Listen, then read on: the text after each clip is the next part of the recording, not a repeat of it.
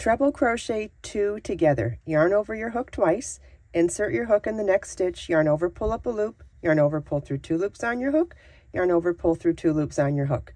Yarn over your hook 2 times, insert your hook in the next stitch, yarn over, pull up a loop, yarn over, pull through 2 loops on your hook, yarn over, pull through 2 loops on your hook. You now have 3 loops on your hook. Yarn over, pull through all 3 loops on your hook.